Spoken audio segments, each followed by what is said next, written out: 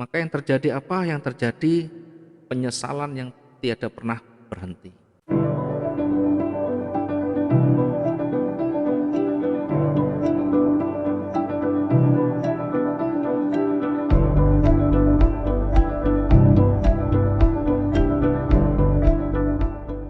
Oke, selamat malam. Assalamualaikum warahmatullahi wabarakatuh, teman-teman semuanya, dimanapun saat ini Anda berada bisa mengikuti kelas malam hari ini, kelas online malam hari ini, baik yang di dalam negeri maupun di luar negeri, baik yang saat ini sedang santai maupun betul-betul fokus di pembelajaran. Mudah-mudahan semuanya sehat, semuanya bisa mengikuti kelas malam hari ini dengan baik. Minimal ada satu peningkatan di dalam memahami dan memperbaiki kualitas trading kita. Ada beberapa faktor, beberapa aspek yang kemarin sudah kita sampaikan terkait dengan berhasil atau tidaknya di dalam kita menggeluti dunia trading. Maka pada malam hari ini sekilas kita akan mengingatkan kembali, ya, terlebih yang baru bergabung, terlebih yang baru mendalami trading khususnya, ya, dan juga umumnya teman-teman semuanya. Saya akan mengawali dari yang paling dasar yang kemarin. Mungkin teman-teman yang sudah mengikuti dengan baik masih teringat, tapi tidak ada salahnya kita mengingatkan sebentar. Untuk bisa bertahan, untuk bisa mengikuti trading dengan baik, untuk bisa konsisten di dalam mendapatkan profit kita, maka yang paling pokok kemarin kita sampaikan adalah mengenai money management. Money management dan risk management. Selalu saya tekankan, kuasai money management dan risk management. Tidak ada yang lebih mendasar selain money management dan risk management. Analisa bisa berubah, market bisa berubah kapan saja tanpa pemberitahuan, tanpa ada petunjuk apapun, karena market dikendalikan oleh pasar itu sendiri. Maka yang paling penting, yang paling pokok adalah money management dan risk management. Ya, tidak ada seorang pun bisa memperkirakan market dengan valid 100%. Karena yang paling penting bukan kita menganalisa yang valid atau akuratnya, tetapi yang paling penting mampu memanage modal kita, memanage kerugian kita menjadi level yang paling rendah, kemudian meningkatkan nilai probabilitas profit kita. Di dalam money management kemarin kita sudah bahas bagaimana cara kita menggunakan lot, bagaimana cara kita menentukan kerugian. Maka saya akan buatkan satu resume yang paling gampang, ya, bisa diikuti yang ini atau yang kemarin. Yang paling gampang di dalam money management, pastikan kita bisa menentukan target profit. Yang kedua adalah target atau batasan rugi. Target profit, kemudian batasan rugi. Sekali lagi, money management ini bukan ilmu yang mutlak, bukan ilmu yang pasti, tetapi hanyalah aturan main, atau bahasa gampangnya adalah aturan pribadi, aturan yang bersifat pribadi. Sekali lagi, aturan yang bersifat pribadi untuk apa? Ya, tentu untuk meningkatkan nilai. Jadi ini untuk meningkatkan nilai dari probabilitas profit kita. Untuk meningkatkan nilai probabilitas profit kita, ya tentu dalam jangka yang panjang, secara konsisten. Kemudian untuk menekan kerugian sekecil mungkin. Sehingga jangan salah persepsi, money management ini tidak ada aturan yang baku, harus fix, harus begini. Seperti matematika tidak ada. Yang ada adalah bagaimana kita memanage masing-masing. Satu orang dengan orang yang lain punya batasan yang berbeda di dalam menentukan resikonya. Maka jangan dilihat satu trader dengan trader yang lain. Belajar dari pengalaman orang boleh, tetapi untuk nanti selanjutnya, selebihnya kembali kepada masing-masing trader. Ya, karena ini menyangkut dari kecemasan atau psikologi masing-masing. Money management berkaitan dengan psikologi masing-masing trader, sehingga tidak bisa disamakan. saya pakai 500 pip, saya pakai batasan rugi 2%, 3%. Silakan, semuanya punya ketentuan sendiri karena money management bersifat pribadi, jadi aturan pribadi. Sesuaikan dengan kemampuan, sesuaikan dengan gaya, sesuaikan dengan karakter kita. Masing-masing orang punya psikologi, tingkat psikologi yang tentu berbeda-beda. Jadi mampu menahan rasa cemas menghadapi market satu orang dengan orang lain berbeda. Terkadang banyak pertanyaan yang masuk, Pak, bagaimana cara mengendalikan psikologinya? Kemudian banyak sekali pertanyaan yang masuk lagi. Saya sudah mencoba dengan tekniknya tapi psikologi saya masih kacau.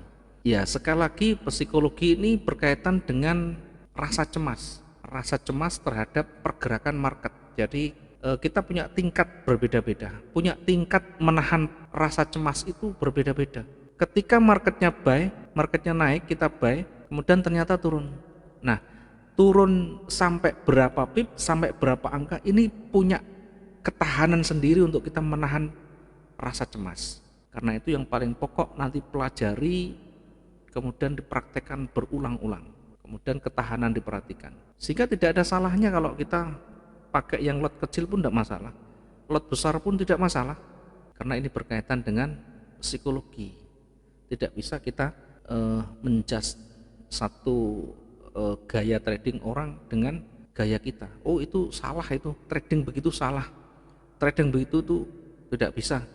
Ya, sebelum kita mengetahui seperti apa yang dilakukan, pengalamannya bagaimana, kemudian teknik yang digunakan bagaimana, konsistensi dalam mendapatkan profit bagaimana. Kalaupun dia ekstrim kemudian bisa profit secara terus-menerus, ya tidak ada salahnya kita belajar banyak. Semakin banyak kita belajar, semakin banyak kita berguru pada orang yang punya banyak pengalaman, tentu akan menjadi warna tersendiri. Nah, kemudian kembali ke manajemen risiko dan money management ini. Kira-kira berapa target yang realistis ya kita ngambil profit itu? Kemudian batasan rugi kira-kira sampai berapa dolar atau berapa persen? Nah, ini kita harus betul-betul sudah kantongi semuanya. Target profit, batasan rugi. Tanpa kita memahami ini semuanya, maka sia-sia kita nanti mencoba berbagai macam strategi. Nah, sekarang untuk menentukan target profitnya, saya membagi atau mengklasifikasi menjadi beberapa. Jadi nanti silakan teman-teman nanti dicoba. Saya membagi menjadi beberapa. Yang pertama adalah ya tingkat pemula. Ya, tingkat pemula ini memahami tekniknya, kemudian prakteknya, tapi belum terlalu pengalaman panjang. Maka untuk target profitnya 1-2% saja. Tidak usah terlalu muluk-muluk, sesuaikan dengan kemampuan, kemudian dilatih sampai mahir, sampai mumpuni, kemudian profit secara konsisten terus menerus dalam jangka waktu yang panjang. Kemudian yang kedua, saya membaginya menjadi tingkat menengah. Jadi menengah ini tentu menguasai teknik, strategi, kemudian pengalamannya sudah lumayan, ya mungkin 1 tahun, 2 tahun, 3 tahun sudah punya pengalaman. Ya, ini tentu lebih besar, ya, berada di antara 2-5%. Kemudian selanjutnya klasifikasi yang ketiga, ini kelas lanjut sudah mahir. Ini sudah bisa lebih dari 5%. 5% dari modal. Kalau modal 100, modal 1000 berarti sudah bisa mendapatkan 50 dolar per harinya. Apa tidak terlalu besar itu? Besar kecilnya tergantung bagaimana kita menyikapi, bagaimana kita memahami dan menguasai di sana. Karena pada kenyataannya sangat mungkin dan sangat bisa terjadi. Apalagi yang sudah mahir, jangankan 5%, 10% saja masih mudah sekali. Kalau masih belum yakin, nanti silakan undang saya di mana, di kota mana, saya tunjukkan 1 minggu saja. Hari apa silakan diacak. Kita bukan sok-sokan pinter, sok-sokan lebih tahu, tidak, karena ini sudah pengalaman, sudah memahami. Nanti saya tunjukkan bagaimana saya entry saat itu juga, kemudian dilihat nanti bagaimana kalau saya nanti mengatasi kerugian kalau nanti berbalik, atau bahkan berapa lama saya bisa exit dari sana. Ya tentu kalau pengen live trading bareng silakan diundang di kota mana yang lama. Biasanya kalau sudah live trading dikontrak ke satu tempat, maka dari pagi bisa malam ya. Satu saat pernah saya diundang di Bali ada, mungkin di luar kota di Kalimantan juga pernah. Ini bahkan mulai jam 10 pagi sampai 12 malam. Sehingga ada waktu banyak untuk mengamati. Ya, kalau hanya live dari 1 jam 2 jam tidak akan pernah ketemu. Karena belum tentu 1 jam 2 jam itu ada peluang momen yang sesuai dengan kriteria kita. Tapi kalau sudah live sepanjang hari dari jam 10 sampai jam 12 malam, saya pastikan pasti ketemu nanti, pasti ada momennya. Ya, ini untuk apa? Ya, tentu untuk banyak belajar di sana. Karena paling banyak, paling susah itu ketika kita live, ketika kita mengikuti market yang sedang bergerak. Ya, karena ini taruhannya adalah nama baik. Kalau saya tidak mampu, tidak bisa membuktikan, artinya pas saat itu pasti saya rugi banyak. Dan ini pertaruhannya adalah nama baik. Maka saya sampaikan kalau live trading, kalau pengen yang tahu benar-benar, undang di sana. Nanti live lama sekali, sehingga ketemu di sana. Nanti saya tunjukkan, tidak usah terlalu kecil-kecil sudah. Lot selalu yang saya gunakan 0,25, 0,55, 0,75, 1,25. Terakhir angka 2 dengan modal maksimal 3.000. Ya, silakan nanti dilihat berapa lama saya masuk, berapa lama saya keluar, kemudian berapa lama kita mengatasi rugi. Ini sebenarnya harus dilakukan begini nih, biar nanti teman-teman juga banyak belajar. Kalau live yang online susah sekali, mohon maaf kalau live online susah sekali karena waktunya yang tidak bisa lama.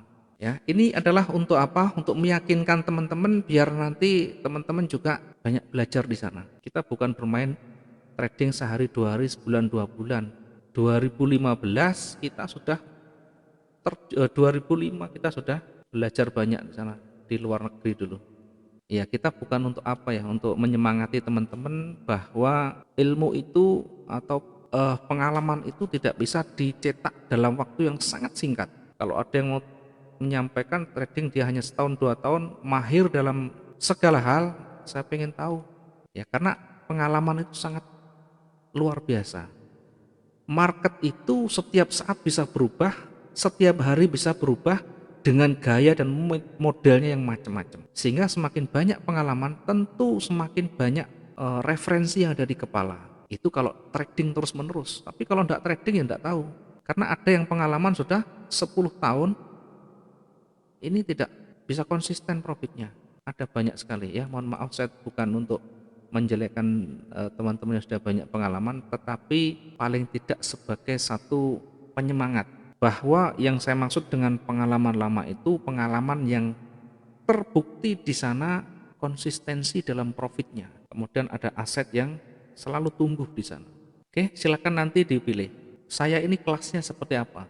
Pemula, menengah, atau mahir? Coba dulu di awal pemula 1-2% kita coba dulu. Tidak usah malu, tidak usah terlalu alergi dengan profit yang kecil dulu. Karena bermula dari kecil, suatu saat juga menjadi besar. Ini adalah satu proses. Kalau kita tidak mengikuti proses seperti ini, yang kita pikirkan hanyalah profit dan profit yang besar, maka yang terjadi apa? Yang terjadi penyesalan yang tiada pernah berhenti.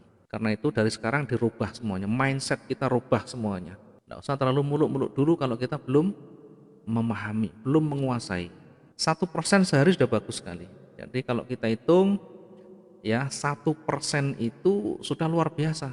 Kalau kita hitung 1%, ini 1 bulan itu 20 hari kerja, maka 20%. Kalau modal kita 1.000 saja, ini kita dapat $200. Luar biasa. Hanya 1%. Pada 1% ini mudahnya ya sangat-sangat sekali mudah sekali ya. Sampai saya menyampaikan aja sangat bingungnya karena sangat mudahnya. 1% itu sangat mudah, betul-betul sangat mudah. Jadi kalau 1% dari modal 1.000, ini satu hari hanya butuh $10 ya. Teman-teman yang modal 1.000 ini sehari tidak mau yang $10 ini. Saya lihat banyak laporan masuk yang sudah real satu hari tidak ada yang 10% begini. Modal 1.000 ini ugal-ugal semuanya, ratusan semuanya.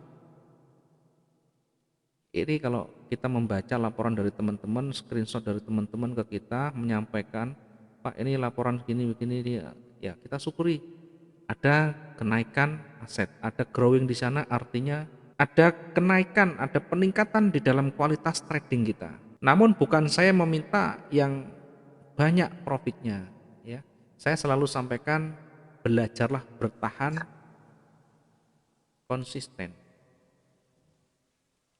Saya paling senang kalau teman-teman bisa bertahan konsistensi profitnya, ya bukan yang sehari banyak profit bahkan ratusan ribuan profit. Ya kalau secara berkala bisa konsisten tidak masalah, jauh lebih senang lagi. Ada satu kebanggaan kalau kita bisa mengantarkan teman-teman bisa profit konsisten, itu sudah luar biasa. Profit bagi saya tidak perlu yang terlalu jauh. Saya punya batasan profit dan resiko sendiri.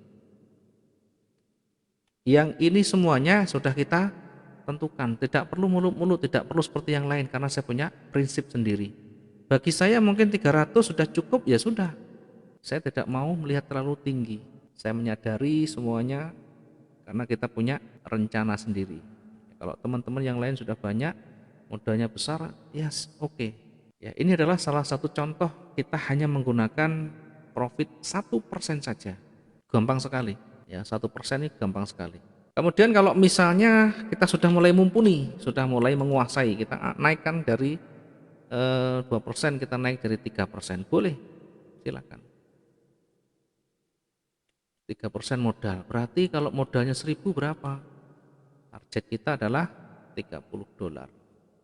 $30, 3% satu hari. Nah sekarang kita selain membatasi, kita selain menentukan target profit, ya berapa satu hari itu yang kita capai, itu harus jelas.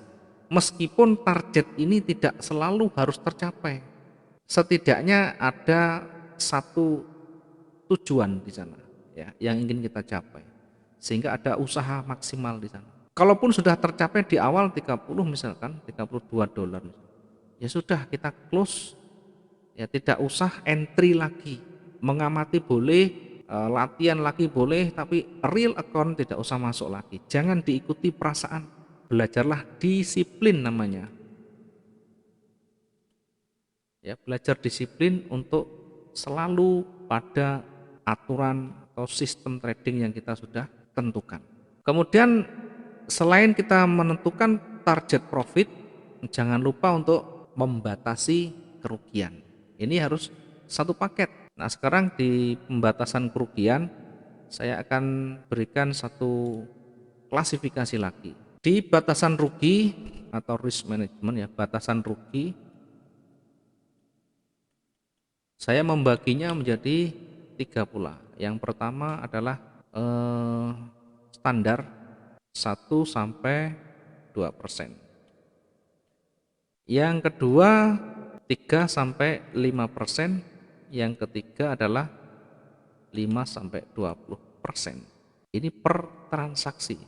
Per transaksi, per transaksi. Satu kali transaksi batasi kerugian kita. Kalau kita masih pemula, ini bisa gunakan 1-2%. Kemudian kelas menengah, kelas lanjut, ini bisa dengan 3-5%. Kemudian kelas mahir, profesional, kita bisa gunakan 5-20%. Tergantung angka-angka berapa kita pengalaman di sana. Ini harus dibatasi. Setiap transaksi harus dibatasi. Bagaimana penerapannya? Penerapannya tidak hanya teori, tidak hanya perhitungan, tapi penerapannya bagaimana? Contoh misalnya kita buy, ya, 0,1 modal 1.000, kita buy 0,1. Kemudian kalau kita masih pemula, masih belum terlalu banyak pengalaman, ambil 1%-2%, ambil katakanlah 1% ya, maka kerugian kita adalah $10. Sehingga kalau kita menggunakan lot 0,1, maka ini 100 pip close, 100 pip kita close. Lah itu kan terlalu dekat. Kalau di emas, ya artinya berarti jangan pakai lot 0,1, pakai lot 0,01 atau 0,05. Ya, kalau misalkan kurang lagi ya 0,01. Contohnya begini, batasi kerugian sesuai dengan ya klasifikasi yang kita sampaikan ini. Kita ukur diri kita ini seperti apa, masih pemula, sudah memahami, atau masih sudah mahir. Kalau sudah lanjut artinya sudah banyak pengalaman, sudah mencoba beratus kali dari plus minus profit rugi masih profit, ya berarti kelas kita masih kelas lanjut atau kelas di atasnya pemula. Kemudian cara menghitung lotnya bagaimana kalau seperti ini? Ya, kita bisa hitung dengan batasan rugi ini. Contoh misalnya, kalau modal 1000, 2%-nya dari 1000 adalah 20. Gampang kita ngitung lotnya, 20 dibagi 1000. Nanti ketemu ya, kalau kita hitung secara manual ya, contoh ini ya, 20 dibagi 1000 ya, lot kita adalah 0,02, maka lotnya 0,02. Lot kita adalah 0,2, batasan rugi maksimal kita adalah $20. Berapa pip berarti? Ya tinggal membagi saja. Berapa pip kalau kita batasi itu? $20 dibagi lotnya 0,02. Maka ketika mencapai 1000 pip kita close. Atau mungkin tidak sampai 1000 pip pun kita bisa close misalnya. Ya begitu cara gampangnya. Ini tiap transaksi. Sehingga ketika sebelum masuk, sebelum kita entry di sana, pastikan sudah ada di kepala kita. Kita mau menggunakan lot berapa? Maka kalau saya biasa gunakan ada 4 sampai 5 lot ya, 0,0, 0,25, 0,55, 0,75, 1,25 dan 2. Masing-masing ini kita sudah mumpuni menguasai. Di luar kepala sudah. Di angka berapa saya harus masuk, di angka berapa kita harus recover. Maka saya selalu sampaikan ke teman-teman, pelajari angka-angka yang sudah kita familiar kita gunakan. Lot yang kita gunakan jangan terlalu jauh menyimpang dari yang sudah kita lakukan. Sehingga apa? Sehingga menjadi satu kebiasaan yang mudah nanti kita kendalikan. Jangan terus biasa 0,25, 0, ini nanti ada 0,15, 0,35. Ini angka-angka apa seperti ini kita tidak pernah gunakan. Jangan pernah menggunakan angka-angka yang tidak familiar kita gunakan. Itu pesan saya. Meskipun tidak harus selalu begitu. Silahkan kalau memang cocok dengan metode compound, boleh. Silahkan. Yang penting bisa mengendalikan. Yang penting masih mampu memanage dengan baik dan hasil akhirnya tetap profit. Tetapi sepanjang pengalaman, kalau kita pengen lebih mudah, tentu kita menggunakan yang angka-angka fix yang biasa kita gunakan. Tidak harus seperti ini, setidaknya gambarannya seperti itu. Nanti bisa memilih, bisa mencoba dengan berbagai angka. Seperti ini ya. Nanti kalau menghitung silahkan. Kalau misalkan mau entry, saya menggunakan resiko yang berapa, pikirkan dulu saya ini tingkatnya seperti apa. Kalau pemula ya jangan terlalu berambisi dulu ya, belajar dulu. Kita selalu ingatkan ke teman-teman, belajar dulu. Jangan alergi dengan belajar, jangan alergi dengan demo, karena di demo itulah kita bebas mengekspresikan yang menjadi unek-unek kita, yang menjadi gaya kita. Lepaskan semuanya di sana, dicoba dieksplor dengan berbagai macam gaya dan metodenya. Nanti kalau sudah ketemu, kita baru fix gunakan ya. Seperti yang saya gunakan ini sudah fix saya gunakan bertahun-tahun ya, begini angkanya. Mulai dari euro dulu sama, kita hari-hari pakai ini. Ya, ini adalah batasan kerugian, sehingga tidak mungkin kalau mengikuti materi dengan baik, mengikuti rule dengan baik, MC itu sangat tidak mungkin. Dari mana MC-nya? Karena ada batasan rugi, ya, ada batasan kerugian yang sudah kita sampaikan ini. Kalau rugi masih MC berarti menggunakan gaya sendiri, perasaan sendiri, ya keluar dari jalur. Ya silakan, kalau sudah keluar dari jalur maka tanggung sendiri. Ya, ada yang begitu. Sudah mau habis tanya, Pak minta tolong di recover. Ya bagaimana bisa recover kalau sudah mau habis, karat sudah. Maka di awal harus sehat dulu. Kalau di awal sudah sehat, maka kita nanti gampang untuk membantu untuk mencarikan jalan keluarnya atau solusi. Ya, kalau pembatasan sudah dilakukan, kecil kemungkinan kita MC. Hanya mereka-mereka yang berambisi tinggi, yang tanpa mempedulikan risk management yang pasti berguguran di tengah jalan.